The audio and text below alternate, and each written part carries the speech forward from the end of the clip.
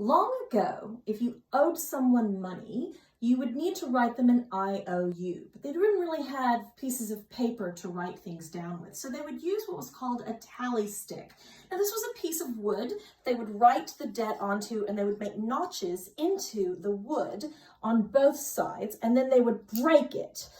This was something that was introduced by Henry I in the 1100s, and they used this tally stick system until 1826, when they started using more modern forms of accounting.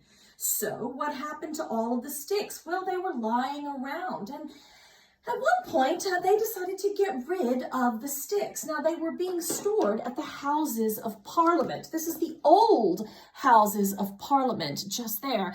And it was the Clerk of Works, Richard Weebly, who said, we need to get rid of these. And he had two guys. He had Joshua Cross and Patrick Furlong come in, and they were supposed to destroy them. Now, they thought that the furnace there at the Houses of Parliament would be the perfect place to throw these tally sticks into the fire.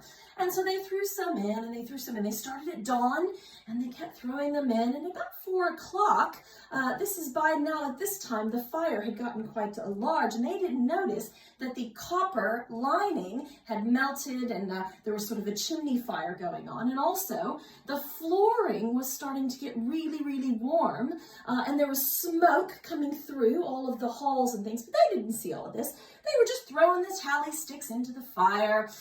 4 o'clock comes along, and they're thinking, time to go to the pub. So they put them in, closed the doors, and off they went. And this was the 16th of October, 1834, when the Houses of Parliament burned down. It was a great, huge fire, and it could be seen from Windsor Castle. The royal family said that they could see it from there, which is about 20 miles away.